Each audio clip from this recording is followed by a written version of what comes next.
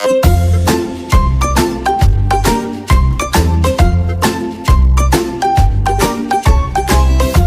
चौथ में पूजा के time use होने वाली मठरी बनाने जा रहे हैं आज हम, जिसको हम बनाएंगे मैदे से।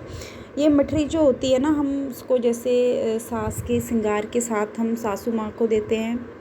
करवा चौथ माता की जब पूजा करते हैं तो उसमें माता को उसका को प्रसाद के रूप में चढ़ाते हैं। तो बस मैं भी आपको उसी की रेसिपी बताना सिखा रही हूँ। तो मैंने 2 कटोरी मैदा लिया है, जिसमें मैंने 2 से 3 छोटे चम्मच जो है वो घी के लिए हैं, जिसको हमने अच्छे तरीके से मिक्स कर लेना है, क्योंकि हमने पहले इस मैदे को मॉइन करना है। मॉइन करने से क्या होता है कि जो हमारी जो मठरी होती है ना, बहुत खस्ता बनती है।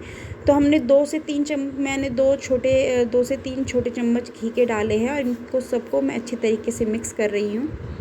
हमारा मैदा जब मुट्ठी में इस तरीके से बंधने लग जाए तो सोचो मोइन अच्छे से हो चुका है। अब इसको हमको गूंथना है। तो अभी हमने फिर से इसको अच्छे से मसल लेना है, और फिर थोड़ा थोड़ा करके पानी की हेल्प से हमने इसको गूंथ लेना है। मैदे को लगाते टाइम हमें ध्यान रखना है कि हमने पानी ना सारा इकट्ठा एकदम से नहीं डालना है। पानी हमें थोड़ा थोड़ा करके डालना है, क्योंकि हमने जो मठरी का आटा है वो टाइट गूंथना है। इसलिए हमें पानी को थोड़ा थोड़ा करके हम डालेंगे, इकट्ठा हमने पानी नहीं डालना है। तो थोड़ा थोड़ा करके पानी डालेंगे, और इसका हमने एक टाइट आटा गूंथ लेना है। तो हमने आटा अच्छी तरीके से गूंथ लिया है। अब इसको इस तरीके से मसल के हमको गूंथना है, और फिर इसको 5 से 6 मिनट के लिए हमने इसको ढक के रख देना है। थोड़ा सा इसके ऊपर घी लगा के इसको 5 से 6 मिनट के लिए ढक के रख देना है। और इन मठरियों को तलने के लिए मैं यूज़ कर रही हूँ मूंगफली का तेल। आप घी में भी इसे तल सकते हैं, या रिफाइंड ऑयल में भी यूज़ कर सकते हैं। मैंने आज मूंगफली के तेल में ये मठरी बनाऊँगी। 6 से 7 मिनट के बाद हम फिर से आटे को थोड़ा सा मसल लेंगे, और हमारे ये जो डो बिल्कुल तैयार है मठरी बनाने के लिए।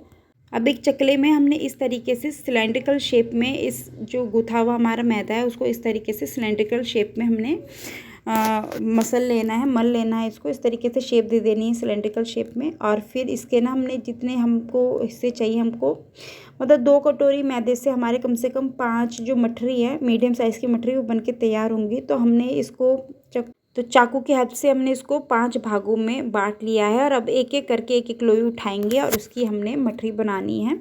तो बस इसी तरीके से हमने इसको गोल करना है। ना इसमें ऑयल लगाना है, ना इसमें कोई आटा वगैरह लगाने की ज़रूरत है। सिंपल सा बेलन लेके हमने इसको इस तरीके से गोल गोल शेप में हमने इसको बेल लेना है। ज़्यादा इसको बारीक नहीं करना है, आधे इंच की मोटाई तक ही हमने इसको बेलना है। तो एक मठरी की शेप मैंने बेल ली है, और इसकी थिकनेस आप देख सकते हैं, इस तरीके से इसकी थिकनेस रखनी है। फिर एक फॉक की हेल्प से ना इसमें इस तरीके से छेद कर लेने हैं, थोड़े गहरे गहरे के आर पार ये छेद हो जाए। इस तरीके से हमने इसमें सारे छेद कर लेने हैं। छेद करने से क्या होता है ना, ये मठरी फूलेगी नहीं और बिल्कुल करारी बनेगी। तो इस तरीके से हमने जितने भी हम मठरियाँ बेलेंगे ना, उस सब में इसी तरीके से छेद कर लेंगे। दूसरी तरफ हमने मूंगफली का तेल भी चढ़ा दिया है कढ़ाई में, और इसको हमने लो फ्लेम में ही गर्म करना है। ज़्यादा हाई फ्लेम में हमने तेल को गर्म नहीं करना है। तो जहाँ पे एक तरफ भी हमारा तेल गर्म हो रहा है, तो दूसरी तरफ हम सारी अपनी मठरियों को बेल लेते हैं।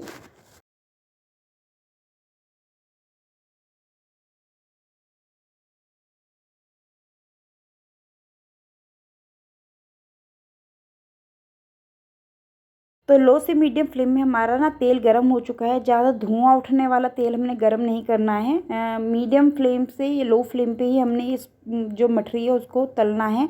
और मठरी को हमने जब एक बार डाल देंगे ना, तो इसमें हमने स्पून तभी लगाना है कि जब ये थोड़ी सी तल के ऊपर आ जाएगी।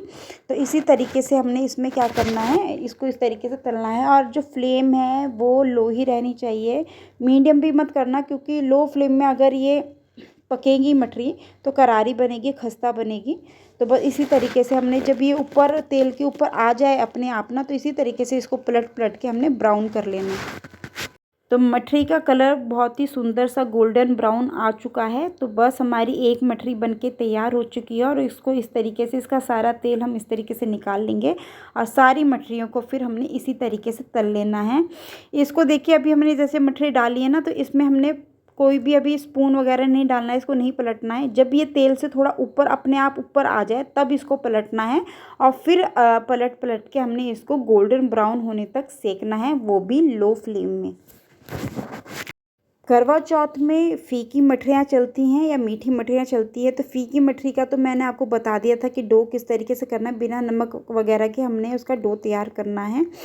तो चलिए अब हम मीठी मठरी बनाने का भी मैं आपको तरीका बताती हूँ कि जब आप ये सारी जो फीकी मठरी बन के तैयार हो जाए तो आपने एक पैन लेना है और उसमें जितना आप पानी रखोगे, जैसे आधा कटोरी अगर आपने पानी रखा है तो उतना ही आपने चीनी रखनी है और फिर इसकी आपने चाशनी बनानी है। तो हमने एक तरफ चाशनी बनाने के लिए रख दी है और दूसरी तरफ हमारी सारी मठरियाँ सेकी जा रही हैं। तो हमने एक एक करके हमारी कुल 5 मठरियाँ बनी हैं, तो जिसमें से हम 3 को तो सिंपल फीकी मठरी रखेंगे और 2 को हम मीठी मठरियाँ बनाएंगे। तो उसके लिए मैंने चाशनी बनाने के लिए रख दी है। तो चाशनी हमारी बन चुकी है, तो अभी हम इसको बंद कर देंगे। तो हमारी फीकी मठरियाँ तो सारी तैयार हो चुकी हैं। तो चलिए अब हम बनाते हैं मीठी मठरी। तो इसमें से जो 3 को हम फीकी रहने देंगे और 2 को हम बनाएंगे मीठी। तो देखिए अभी इसका आप क्रंच सुन रहे हैं, इसकी आवाज़ सुन रहे होंगे आप, मैं फॉक की हेल्प से आपको सुना रही हूँ। बहुत ही क्रंची बनी है। और चलिए अब आपको मैं बताती हूँ कि मीठी मठरी कैसे बनानी है। चाशनी को फिर से बॉईल करने के लिए चढ़ाना है, गर्म करने के लिए चढ़ाना है। और जब चाशनी हमारी गर्म हो जाए ना, तो इसमें हमने अपनी जो मठरी है ना वो डाल देनी है और इसको बॉईल करते करते हमने इसमें पकाना है। ठीक है, जब थोड़ा चाशनी का पानी आधा रह जाए उसके बाद हमने ये मठरी है ना उससे निकाल लेनी है और फिर ठंडा करने के लिए रख देना है।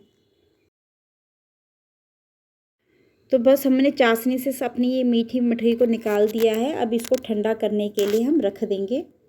तो दोस्तों करवा चौथ स्पेशल हमारी मीठी और फीकी मठरी बनके दोनों तैयार हैं। तो आपको ये रेसिपी कैसी लगी मुझे कमेंट के ज़रिए ज़रूर बताना। मिलते हैं आपसे फिर से एक नई रेसिपी के साथ, तब तक के लिए बाय बाय, अपना ध्यान रखिएगा।